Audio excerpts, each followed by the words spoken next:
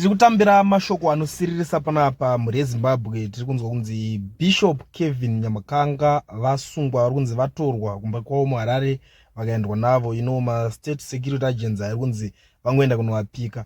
Nyaya iri panapa iri kunetsa ndeyekudai so muri kuzviziva mese imimi kuti iko zvinezvi this regime iri papanic mode, haisi kuda kunzwa chinhu chinonzi demonstration. Sekutaura kwavaitoita ukatarisa paTwitter uyo spokesperson wapresident Mnangagwa anonzi George Charamba aitotaura kutoti zvoni iko zvinezvi uchaona vamwe vanhu vachida kunomacha mutauni, vachida kunomacha muHarare, vachinokanganisa maruva neatmosphere. Takainvesta mari yakawanda kuti gadzire nyika, saka hatisi kuda vanhu vanozodemonstrata chinchi. Haisiriyo nyaya yacho. Nyaya hombe ndeyekuti regime iyi iri kupanika.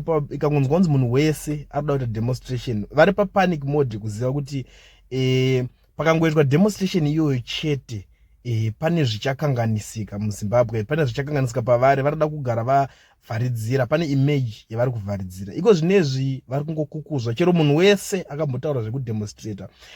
Bishop Kevin Nyamakanga kumashure vakataura vaida kuti inonzi Christian March, ndokutaura kwavaimbozviita, ndobva vatozoikanzura. Pane mazuva ayaya pakanzi vaabductwa vachinzi vatengeswa nanhingirikini naGambakwe paya vakanzi vaabductwa chinchi and stuff. Takambofamba sokomano media takambonotaura navo Bishop tichibvunza zvakafamba sei, zvakazodidi, vakaexplaina vakati takangodedzwa for questioning, tichibvunzwa kuti maya munga muchida kuita sei chichi and stuff. Vachinzi kuarmy munani, ndomukozi maiti muna vanhu kuarmy kaimi kuoko nhingirikini munani kwese vachibvunzwa madepartment ese. Vachinzi ndiani fanda wenyu, aida kuzokupai mari wacho ndiani, aikufandai. Zvese izvo ndomubvunzo yavakangobvunzwa vakapindurawo sekutozvitaura kwavakaita kune vese vakaona that video, that interview iyaya yatakaita navo tichivabvunzeredza zvinhu zvaitika. Asi vakazotaura kuti that Christian March taicancela because vanhu vanga vakutanga kuchinja agenda yenhingirikini, vanga vakuchinja maitiro kana kuti vakuchinja matauriro azvanga zvakuitwa, the way zvanga zvakumaketwa nayo ndo yanga yakunzi zvakazochinjwa. Manje vanhu vakutaura nepasiripo, vanga vakuwedzeredza, hanzi vanhu vanga kuwedzeredza sauti kuti haiwa tichazodai so tichadai because ivo vaitaura kuti let's have a peaceful Christian March, tichitaura nyaya tichionesana kuti zvichafamba sei. Vakataura vakati takanyora tsamba dzakawanda tichiti muZimbabwe toda dialogue, kuti vanhu vataurirane, vagarisane vachionesana kuti zvakamira sei, pagadziriswe nyaya yema-elections yakaitika kumashure iyo. Takavabvunza mibvunzo yakasiyana takati so Bishop, even imimi kana masangana nesituation yakadai so sekusangana kwamuri kuita nesituation yekuti iko zvinezvi makunzi matorwa madai so muri munhu waMwari kudai so, is it not enough kuti imimi muite zvebasa raMwari chete ramakadedzerwa zvaJesu pane kuti mude kuita zvenyika because munenge muchifera mahara? Vakati no, it's not like kuti akuitwe zvepolitics kunhingirikini.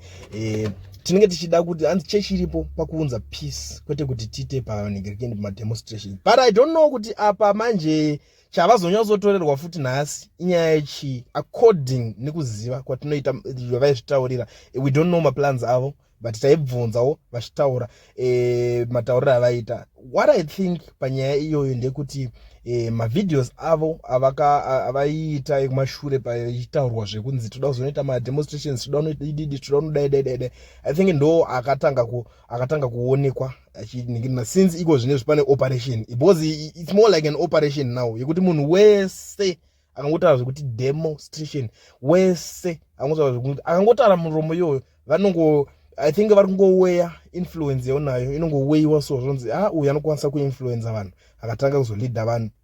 Ndo nyaya iripo. Plus nenyaya imwe yaizotaura kunzi vachiti vakanyora matsamba, vaiti vakanyora matsamba aya, matsamba makamanzwa matsamba aya aitaurwa mameno mazitsamba woba aya vachiti akaendeswa ikoko. Ndo imwe yenyaya futi yandiri kuona yaita kuti this regime ipanike. But chinhu chiri kunetsa vanhu iko zvinezvi nchekunzi aiwa ava munhu waMwari kozve kuzonzi vakusungirwa nyaya idzodzo zviri kuzopinda papi ivo vaida kuita Christian march vakatokanzura kudhara. Ndo nyaya iri kunetsa. But hey vakomana muZimbabwe muri kupisa iko zvinezvi, muZimbabwe muri kubvira mwana wese ari kutorwa. Inyaya yechigaro iyoyi, inyaya yechigaro cheSADC iyoyi chati kuuya. Cause ZANU-PF zvinozviziva kuti ikangobvumidza kungoti pangoitika loophole this demonstration haimisike, ende demonstration kumisika kwayo vanhu vachatiraya kuda kumiswa nepolisi votanga kudzorera nepolisi. Ndo pachazoitwa zvaya zveshooting futi zvakamboitwa zvegore riya cheAugust 2018 pakazotanga kuitika zveshooting. Saka vanenge vachida kutiraya kuavoida that thing cause vanoziva kuti izvi ndakangoenda out of hand chete, mahwana anenge atotanga. So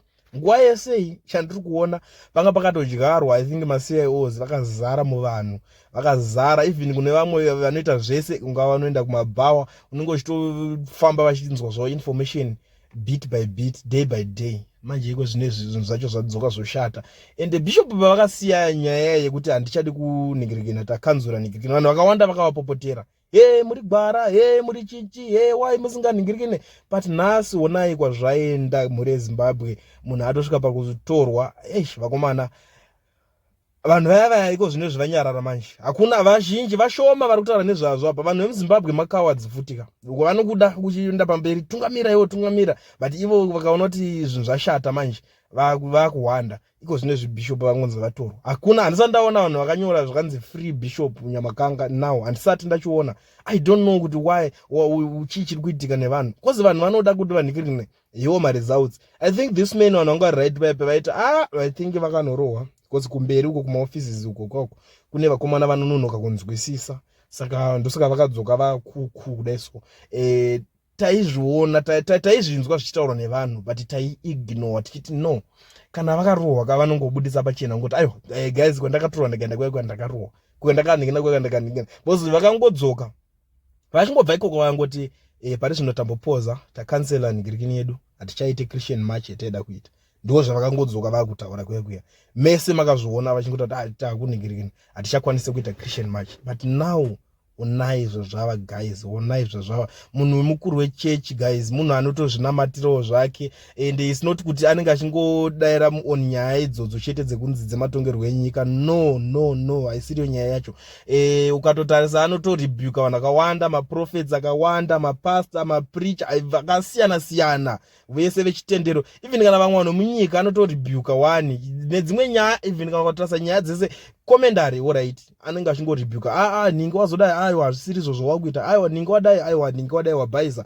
All those things ndivanenge vachingoita vachingotsura. Isabishop handiti ndo manhikirina mashandiro azvinenge zvichiitwa, mashandiro anoita kana kuti ministry yavo handiti.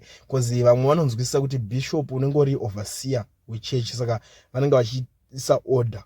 Ndine zuro pavane video ravakaita, I think ndo last video ravo on YouTube vachitaura kuti as church tiri kukondema zvema-abduction and torture zvakaitika izvi. I don't know kuti ndiro here video racho ratrigger that fire kuti vazongouya vachitorwa, because tikutoshayiwa kutese kuti zvabva nekupi zvazoita kuti vatorwa. I don't know kuti ndezvipi zvazonyatsotrigger fire kuti vanhikine, kana kuti munhu angatova targeted, angatova palist rekunzi right ningi toda kumunhikirina. Because chisiri kungodiwa nehurumende ine this regime demonstration paSADC chete. So I think nyaya dzamechaniswa and these people very busy on internet right now kusearcha ndiani ane access yekuda kuita demonstration, ndiani ane power yekuda kuita demonstration. But I don't think kuti pana bishop apa panga pachiri nechimuko kana hope yekuti pangada kuita demonstration. Vanhu vanga kutovapopotera kuti why makasiya kudaita zvedemonstration. I think vanhu vacho kana vari kunzi varikuda kubata zvechokwadi, why vasingabati ma-citizens vanenge vachipa pressure on vanhu. Because apa munhu anga atoti ina handichaite zvedemonstration ndakakanzura. I don't know kuti kuchiri neimwe demonstration futi. And kana iyo iri kuti unzi ma-securities, why security yacho yemunyika isiri kuzomirira vanhu vari kuda kuzozviita kuti vaite. Inofana kumiririra kuti right takumiririra kuti musi wakati ningi takuona uri pamberi uchimacha vobata ipapo. I think zvinokwanisa kubatsirawo kuti nyika iende kumberi ive nepeace zvakanaka. Apa pasina peace iri kumbomaintainwa apa, kungobatwa munhu wese vemachechi vechichi zvakaoma. zvakaoma wedwe, but anyway inini zvangu side rangu sekuziva kwandinoita, amen, regadze timboona kuti zvichaperera papi, zvichaita sei.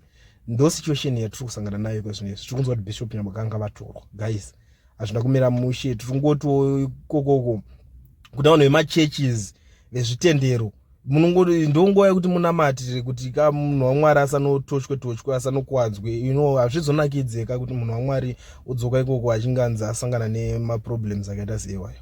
Zvakaoma zveZimbabwe komanaka.